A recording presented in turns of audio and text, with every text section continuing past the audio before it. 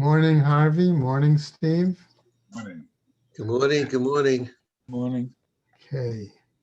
All right. So I'm going to have a start with our sponsors, and then we'll pick up the Gemara today. Going to get into an interesting discussion in a moment about the Gemara, and it'll have some ramifications, particularly, of course, for the Seder today. Or if not today, we'll get to it tomorrow. Okay. Starting with our sponsors, A Year of Learning, Dr. Paul Koningsberg, in memory of his brother, Dr. Sam Koningsberg, Shimon Reuven ben Labish, and Ed Goldberg's cousin, Nisan Hara, Nisan ben Fardosa. Paula and Bob Bromberg, in memory of their dear friend, Julian Smith, Yehuda ben Yisrael.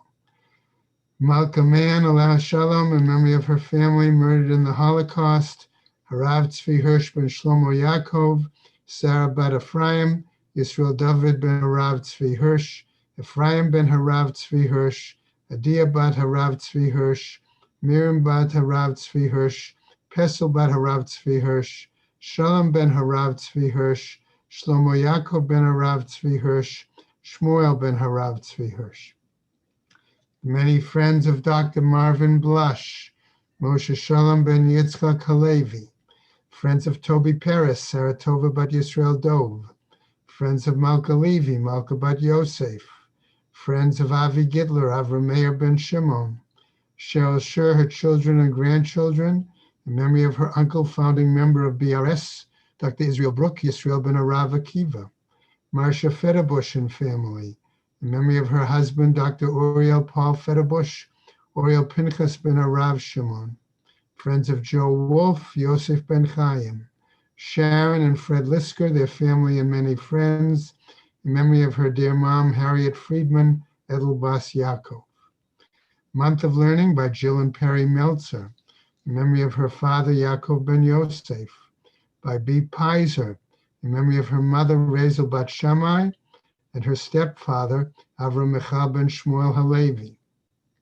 Josh and Carol Sanborn, in memory of his mother, Chiena bas Aryeh Leib, and his father, Shmuel Aryeh ben Baruch.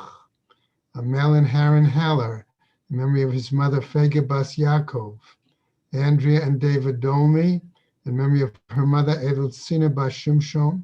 Friends of Bella Silverstein, in memory of Batya bas Yaakov. We have A Week of Learning by Mark and Catherine Linder. Okay. That actually is ending. Okay. And that was in memory of his nephew, Eretz Paul ben Cyrus. Minnie Shavrik, A Week of Learning, in memory of her husband, Yeshayahu ben Nehemiah Mordechai. Marcus and Arlene Aleha Shalom Tellerman, in memory of his mother-in-law, Esther bas Nachum, and his father-in-law, Tuvia ben Yosef. Today is the 7th, and therefore a day of learning, by Sandy and Sidney Goldschmidt, in memory of her father, Moshe ben Simcha. May the Neshamas have an aliyah, Krenker Rafia Vati Yeshira Shem Atzliya, and L'chol B'nai Yisrael a good gebencht yar. Okay. So let's think about a couple of items as we move into the Gemara. Remember, we saw previously that the question was if somebody had a change of intent, okay, maybe it was, basically, or they redirected their attention, okay? Would that be enough to cause a person to have to say another bracha, for example, on another cup of wine? And we raise that as the possibility. We're going to see that maybe there are other reasons as well to have to say another bracha over a cup of wine. Okay? But before we get to that, okay, we were dealing with the question of Havdalah, Kiddush, what was the practices, what was said, what happens if one was drinking it, not being permitted to eat before Havdalah, for example. So on the top of Kaf Zayin Amud Aleph, Rabbi, okay, is we where only I'm going see to your have us. forehead. What? We only see your forehead. Oh, you only see my forehead. I don't know. How's that? Is that better? Much better. All right.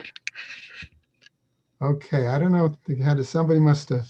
All right. Amar Rava, he says, Hilchata, the law according to Rava, Ta'am Mekadesh, V'Ta'am Mavdil. Okay. That according to Rava, the law is that if one tasted the wine, they could still make Kiddush. Ta'am tasted the, right? Again, they could still make Havdalah. Umi shelo kidesh be'erev Shabbat, says Rava, and if for some reason they didn't make Kiddush Friday night, Mekadesh v'holech lo kol hayom kulo ad motzei Shabbat, that he would have really the entire day of Shabbos till its conclusion to make Kiddush. Now this seemed to be different, remember, than what we saw previously.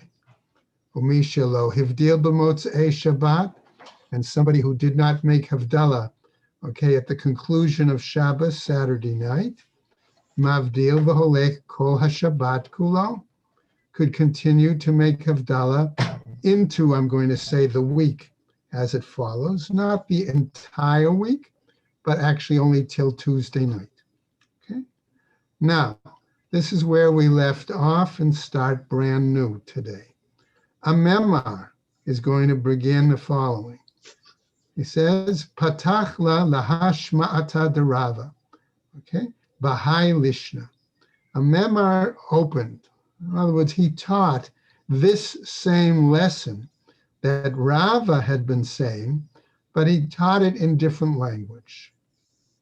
Amar Rava, says Rava the following. Hilchata, the law is Ta'am Mekadesh, Ta'am Mavdil. If he tasted, he could still make Kiddush. If he tasted, he could still make it's a food, he could still eat a Havdalah. Mi shelo kidesh be'erev Shabbat, one who didn't make Kiddush Friday night, Mekadesh v'holech kol hayom kulo, could continue then and still have the opportunity to make Kiddush over the cup of wine throughout the day. Mishalo hivdil b'motzei Shabbat, one who didn't make Havdalah, okay, on Saturday night when Shabbos concluded. Mavdil v'holech kol hayom kulo, could continue and then make Havdalah throughout the entire day. So notice the difference, that in a memar statement, one only had till Sunday night to make Kiddush, as opposed to all the way up to Tuesday night. Make Havdalah, right. Now, we see, okay, that there's a new statement coming now that seems to want to clarify what's the difference between what Rava said and what MMR says, okay, particularly that last item, based on a maseh, an incident. Amre le Mar Yanuka umar Kshisha bered Rav Chista the Rav Ashi. The two sons of Rav Chista, who had the same name, Mar, but to distinguish, one was called Mar Senior and the other was Mar Junior. Okay? And they said to Rav Ashi, Zim nechada ikla amemar la'atrim. There was one time that a memar came to our place, v'lo havalan chamra, and we did not have wine. Aitina le shikra v'lo avdil. We brought him beer, date beer, and he didn't make Havdalah. Ubat tavet. And using the language of Book of Daniel, he passed the night fasting. Lemachar, the next day, in other words, on Sunday, let's call it, Tarchana va'aitana le chamra, okay, made an effort, and we brought him wine, va'avdil, v'ta'amide, okay, he made Havdalah, and he tasted something, ate a little something. Lashana, okay, the next year, to Ikle La'atri, he came back to our place. Lo havalan chamra, and we didn't have wine. What happens? Says the Gemara. Aitina shikra. Again, we brought him date beer. Now, Art Scroll brings an interesting comment here, just as an aside. Didn't they learn from the previous year? And he didn't make Havdalah then. Why did they bring him date beer again? But the implication is more the important thing is notice that from the first incident, he did make Havdalah on wine, but it was on Sunday. Right. So that would seem to follow the fact that he was following his own explanation of what Rava said. Okay, so that would be the lesson it would seem to we should gather from there. However, notice that the story doesn't end there. So it says, Aitane Shikra, we brought him this date beer, Amar, and he said to them, Ihachi Chamar Medinahu, that this must be the equivalent to the wine of the province. In other words, this must be, since in Eretz Yisrael, we commonly drink wine, this date beer, which is let's say, lower quality beer, okay, that even poor people could drink with their meals. This must be the common beverage, okay? And if it's the common beverage, he seems to say, Avdil, I'll make Havdalah on it, v'ta'im midei, and I will taste some of it. So the implication being, number one, that one does not have to make Havdalah on wine. And number two, if there is another kind of beverage, which is commonly drunk, okay, and this does not include water, for example, okay, that one could make Havdalah, it would appear, on that beverage. However, let's see what the Gemara now tells us. Shma mina tlat. We learned three things from this second episode. Shma mina hamavdil betfila tzrich sheyavdil ala kos. First, something we saw previously as well, that one who makes Havdalah as part of the Shmona Esrei still needs to make Havdalah on a cup. Ushma mina asur lo la'adam sheyochal kodem sheyavdil. That it's basically was forbidden for a person to eat anything before they made Havdalah. Ushma mina, and the third example, mi shelo hivdil b'motzei Shabbat, one who did not make Havdalah at the end of the Sabbath on Saturday night, mavdil v'holech kol haShabbat kulo, that one can continue into the week, okay, up to Tuesday, and make Havdalah. Okay? So that again seems to reframe what a Memar had said earlier from the first incident. As long as they don't eat for 3 days, right? All right, well, that might be the case. But we're going to see that the Gemara doesn't stop there. Okay. Now, remember we said that this drink, this shikra, was basically date beer, which was a very poorer or lesser quality beer. So the Gemara asks, if a Memar was saying that this is the common drink and you could make Havdalah on it? Well, we have a few questions then. Question number one would be, what if it's a better quality beer? Or number two, what about if I could make Havdalah on it? Does that imply that I could make Kiddush on it too? Okay, so let's continue. By mine Rav Huna me Rav Chisda. So Rav Huna asks the following shaila from Rav Chisda. Mahu lekidushe ashikra. What about making Kiddush on this date beer, even though it's as I said, a lesser quality? Amar, okay, hashta, okay? And he says, and now, if I ask that, uma pirzuma, what about beer made from barley, which is a better quality beer? Uteene, or beer made from figs, which is also a better quality. Va'asne, or beer made from berries. Again, all three of those being better quality beers. Okay? If I can make it on date beer, then I certainly could make Havdalah on these other beers. And how does that apply towards Kiddush? Debai mine Rav.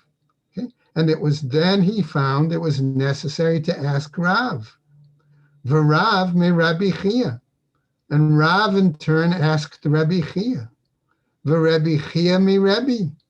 And they in turn, Rabbi Chia in turn asked Rebbe. V'lo pashatle. And Rebbe did not really answer him. Shikra mi baye. Did he really have to ask about this date beer? Savor mine. So in other words, the implication, the impression he learned from this was, Kiddushehu de lo mekadshinan eluye, that in regards to Kiddush, it's not appropriate to make Kiddush on this date beer. Aval avdule mavdalinan. But in regards to Havdalah, it's permissible to make Havdalah on it. Now, Amar laho Rav Chisda. Rav Chisda responds and says as follows. Hachi Amar Rav. This is what Rav said. Kashem she'ein mekadshin alav, kach ein mavdilin alav. The same way that we do not make Kiddush on it, we do not make Havdalah on it. Itmar nami. Also, it was said the following. Amar Rav Tachlifa bar Avimi. Amar Shmuel.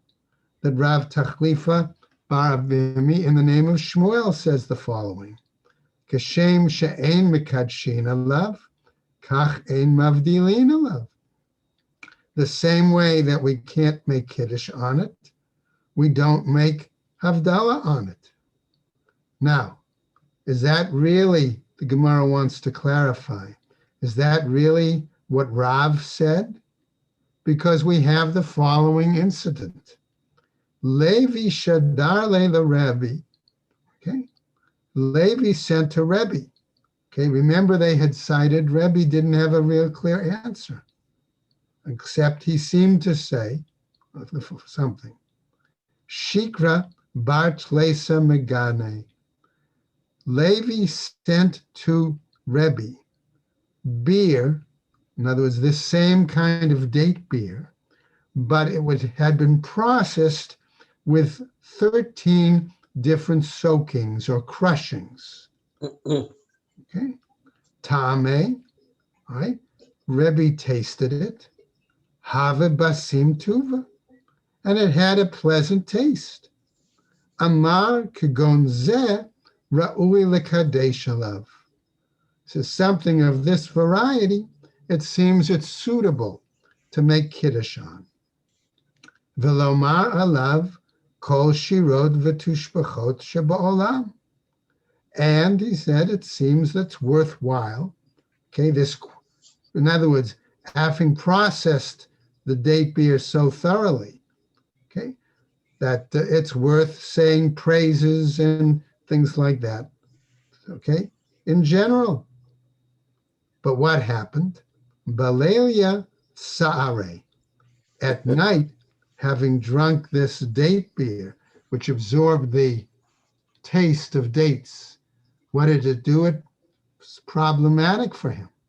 In other words, it gave Rebbe diarrhea. Amar Misran. He said it causes one a lot of pain. Umafayes. Yet it also soothes. In other words, it's soothing going down, but afterwards it's problematic. Okay. Now, as a result of that story, we see the following response to the question of using the date beer. Amar Rav Yosef, he says, Ador, I would take a public oath, he says, Barabbim, Delo Ishtei Shikra, that I would not drink date beer. Amar Rava, and Rava says, Ishtei Me Zorion, I'm going to put it, sooner drink flax water, Velo Ishtei Shikra, and I wouldn't drink date beer. So the flax water, remember, had a bad odor, but it was still usable. Okay? Whereas date beer, who knows what the result will be. Right? Now, so what happens? Rava then makes a further comment. Va'amar Rava, he says as follows, Tahave shikiyute shikra. Okay? May it be that the regular drink of the person be date beer, man de mekadesh ashikra, for the person who makes kiddush on the date beer.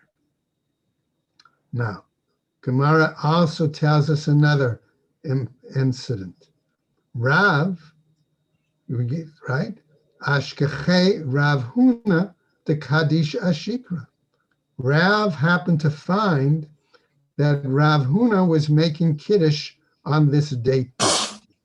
Okay, so in other words, it implied that for Rav Huna, this date beer had the same important quality as wine. So what did his response was? Amarle, he said to them, Share Abba lemikne istire mishikra. It seems, he says, okay, Rav, all right? What happens? It seems that Abba, right? In other words, that's his real name, Abba Aricha, Rav, right? He must be making some profit off the sale of date beer, right? Lemikne istare, he's gaining coins, he's making a profit off the sale of beer, and that's why it's very suitable, very important to him, and made it as important as wine was. Okay? So that implies, of course, that he did not have a very high opinion of using date beer for kiddush. Okay. Now, after this discussion, a Braita tells us, Tana Rabbanan, Ein Mikadshin Ela Al Hayayim.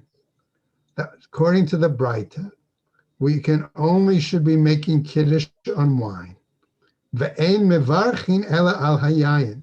And we don't say a blessing, okay, for something except, all right, using a cup of wine. And the implication, mevarchin here, remember, is birkat hamazon. Okay. Atu, since that's the case, ashikra va'amaya, on beer and on water, milo mevarchin alahu shakol niyeh bidvaro. Does that mean that on water or beer, it's not appropriate to say a blessing of shakol niyeh bidvaro? Amar Abaye says, Abaye hachi ka'amar. This is what he means to tell us. Ein omrin, right? We do not say have a kos shel bracha levarech ela al hayayin. Give me a cup for the purpose of saying a blessing, again, particularly Birkat HaMazon, except if it's a cup of wine. Now, a new Braita.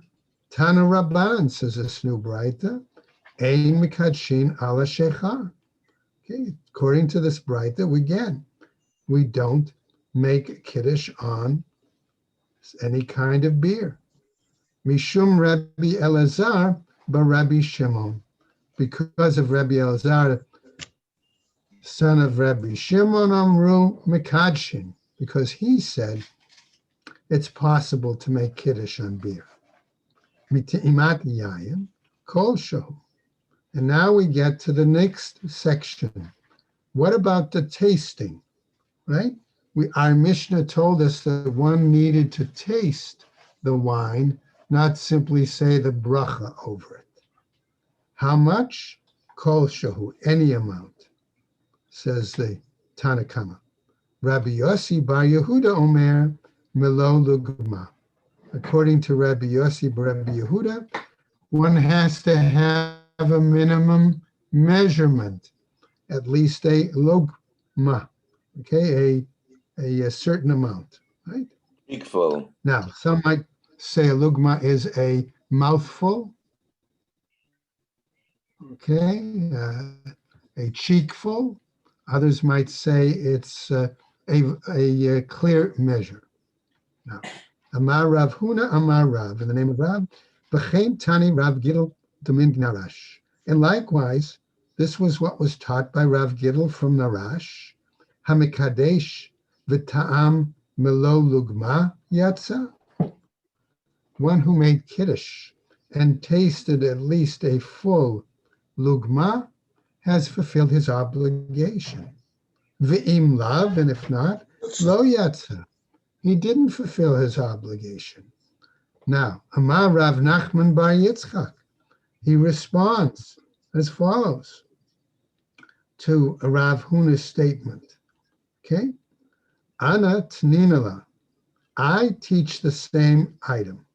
However, he says, Lo Gidul bar Menashe, not in the name of Gidul bar Menashe, Velo Gidul bar Menyome, and not in the name of Gidul bar Menyome, Ella Gidul Stama, but in the name of Rav Gidl in general. So the Gemara asks, Lamai nafkamina. So what's the difference?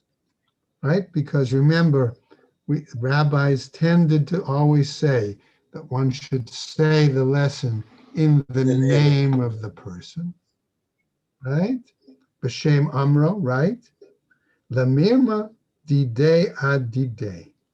That's to raise the question of a contradiction from him to himself.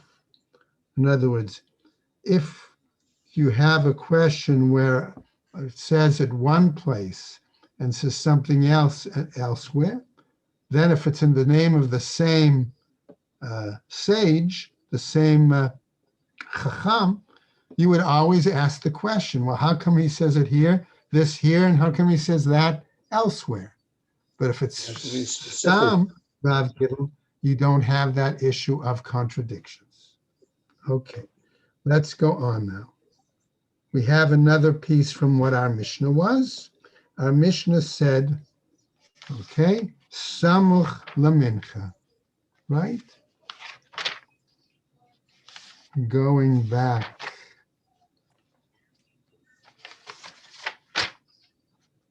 Right, right? Back to the Mishnah. Okay, going back to Erev Pesachim Samuch Lamincha, Lo Yuchal Adam Ad Shetechshach. Right, that was the very beginning of the Mishnah. So Ibayelahu, coming back now, we're 2 lines on the bottom of Kaf Zayin, right? So what does it mean? So they asked, when it says close to Mincha, Samuch L'Mincha Gadol Atnan, is it teaching us that we're talking about being close to what we'll call for the moment greater mincha. Okay, so greater mincha is a half hour after midday, or if we divide, let's say for easy approximation, a 12-hour day starting at 6 o'clock in the morning. Therefore, for sunrise, let's say it's 12:30. Okay, is that what we're talking about?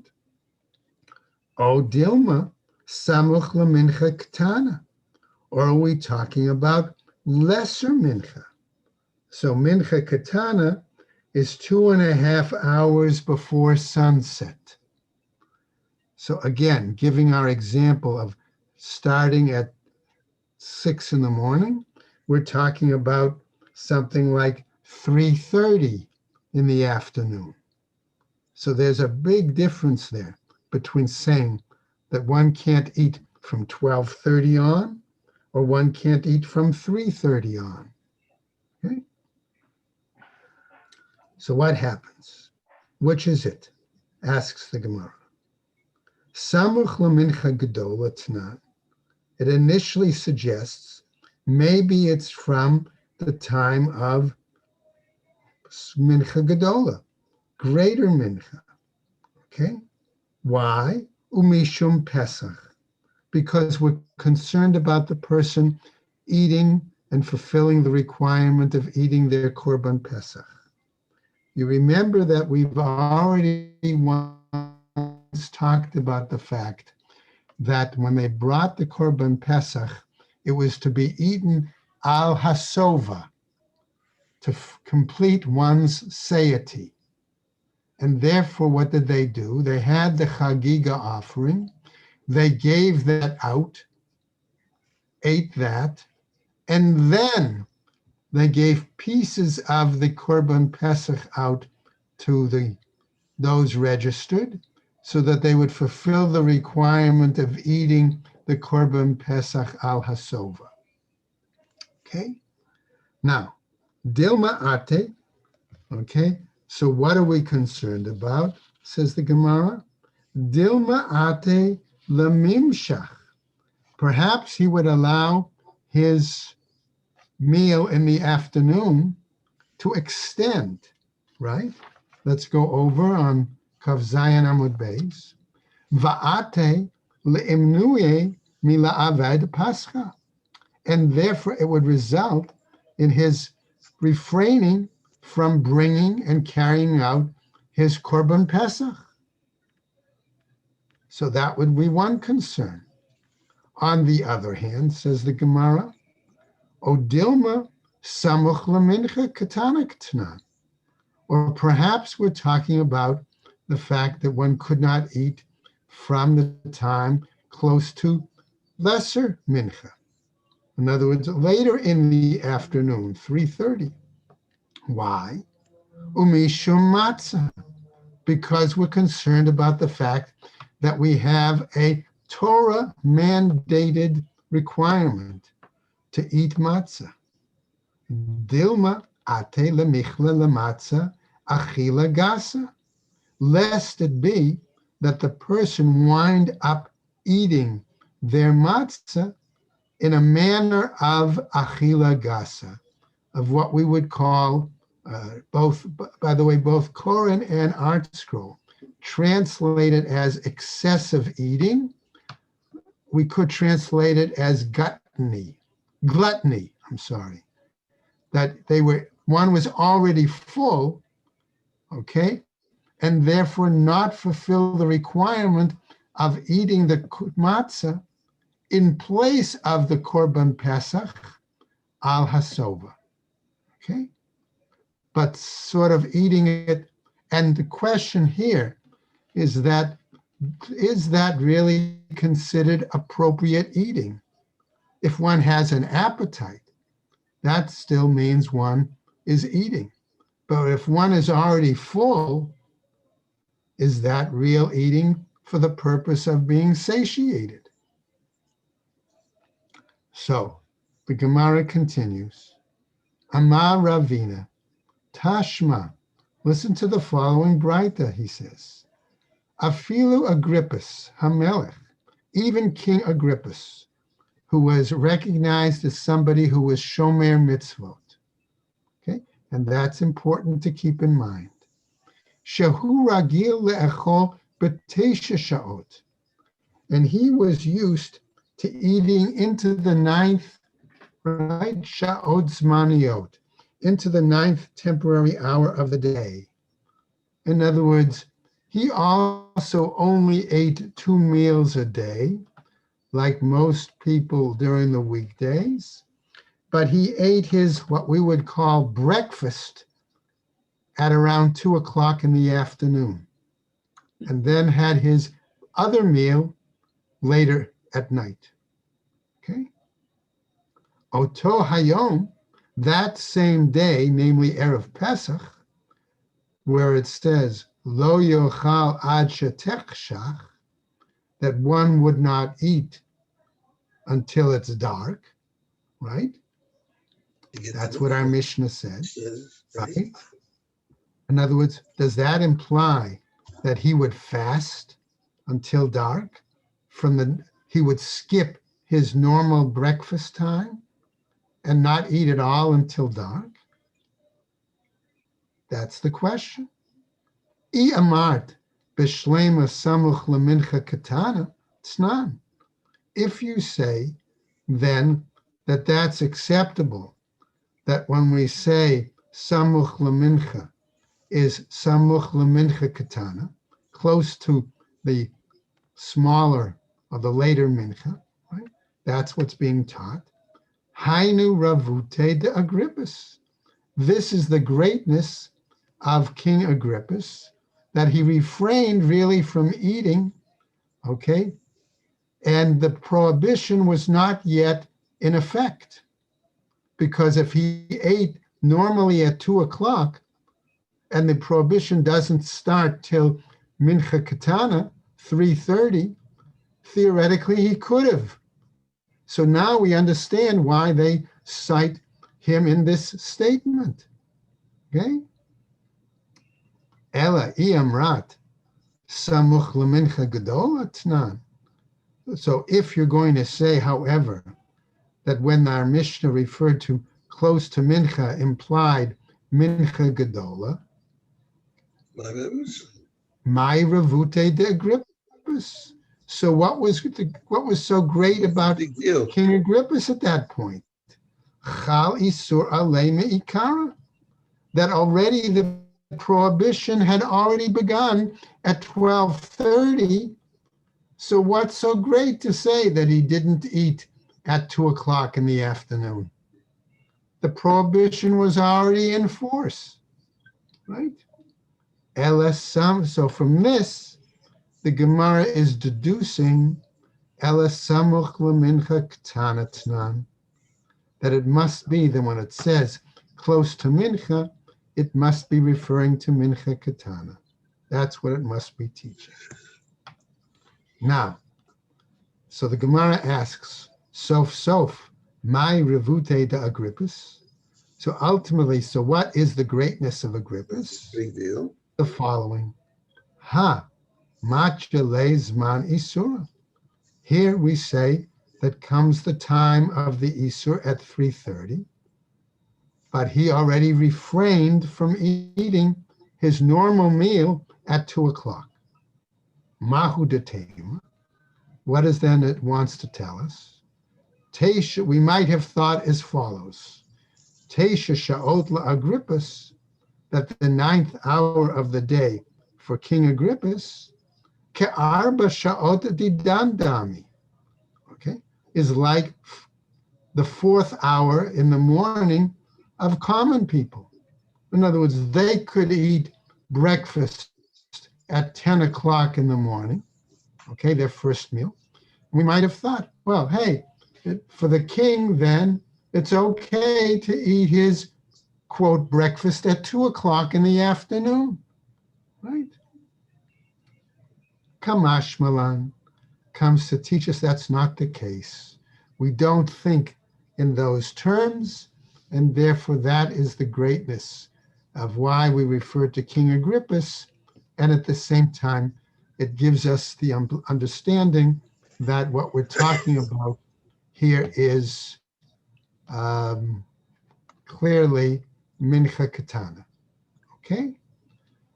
Now, having defined the time frame I'm suggesting in which one really should not be indulging in eating, okay, we saw that the concern was on the top of the Amud because of matzah, okay, that one did not want people eating their matzah as an act of gluttony, of excessive eating, and not fulfilling the requirement of eating the matzah al hasoba.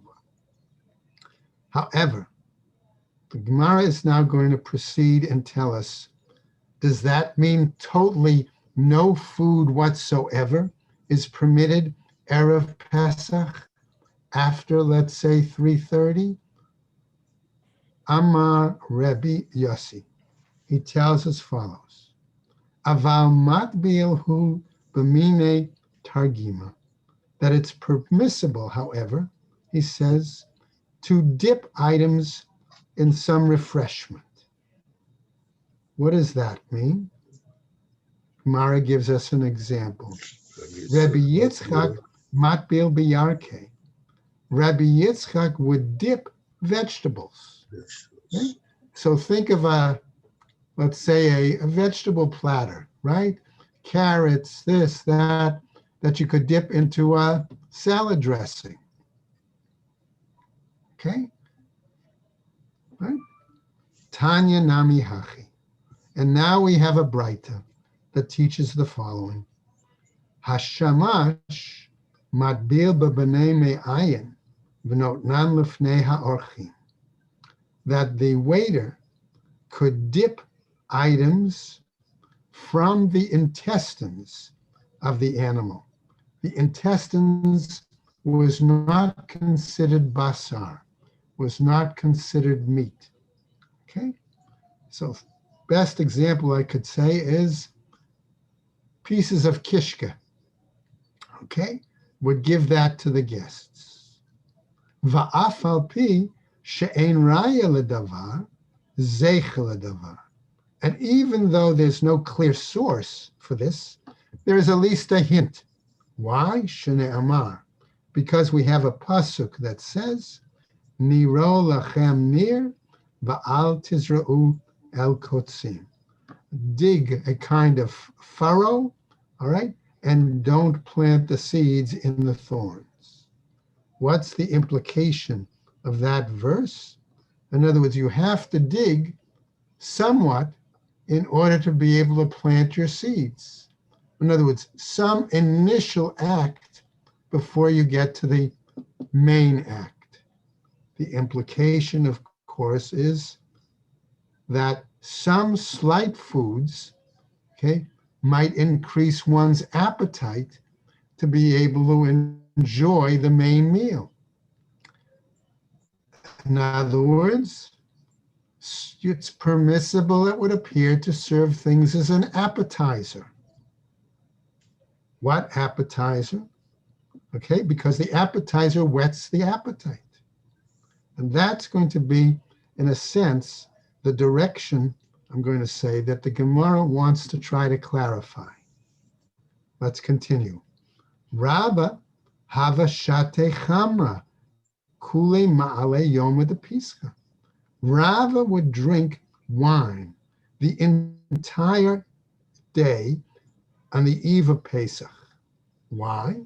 Ki hechi de nigrare lelibe. Because what did it do? Okay, it whetted his appetite. Okay, denichul matzah tfei leorta. And that would then enable him to be able to eat matzah, more matzah at night. Amar Rava, mina amina la. On what basis do I say? De chamra migrar garir, that drinking a lot of wine, okay, whets the appetite. That's not, and we'll go over just a little bit. It was taught elsewhere in a Mishnah. Okay, and here is where we get a significant statement that directly applies to the night of the Seder. Bein hakosot halalu, between these cups, im ratza lishtot yishteh. If one chooses to drink, he may drink. Namely, the Braita continues, or the Mishnah continues, Bein shlishi lerevi'i, between the third and the fourth cup, lo yishteh. He does not drink. Now, we'll probably come to this Mishnah in more detail, but let's just see what clarifies at this point. Ve'i amrat misa'ed sa'id, and if you're going to say that a person, by drinking all this wine, okay, is satiated, is satisfied, amayishte, why should he then be permitted to drink? Ha ka'achila matzah achila gasa. The result would then be that the person would be eating their matzah as an act of gluttony. In other words, not being satiated. Elashamina. But rather we learn from this, Migrar Garir, that according to Rava, drinking a lot of wine is going to whet the appetite and want to eat more, okay? Clearly, for example, to absorb some of the liquid so they wouldn't be drunk, okay? Okay, but we're going to see that this seems to be the case. Now, I want to draw our attention real quick to Art Scroll. Okay, I'm not going to have us read it inside. I'm going to suggest, however, that on 108A1, that you read, if you have Art Scroll, read note number 1. Okay, and to see that gives us some extended explanation, okay, on this issue, okay, of the 4 cups. And it basically suggests, other than what we saw previously, that the change of intent may not have been the reason that we have to say blessing on each cup, but because of the purposes of the cup, the one being Kiddush, one being Birkat HaMazon, the other increasing one's appetite, okay, things like that, and one saying a cup for Hallel, okay, that may be the reason that the Gemara indicates the need, or we understand the needs for 4 separate blessings, okay? But as I said, I suggest look over that on 108A1, note number 1 there, okay, to see that discussion, okay? And so we're going to stop there today, all right? And we're going to pick it up tomorrow, okay, with some more discussion on this example with the practice of a different sage on the eve of Pesach. All right, so everybody stay well, take care, and have a good day, everybody. Goodbye. Thank you very much. Thank you. Have a great day. Be well. Have a very good Thank one. you. Take care. Okay, have a good day.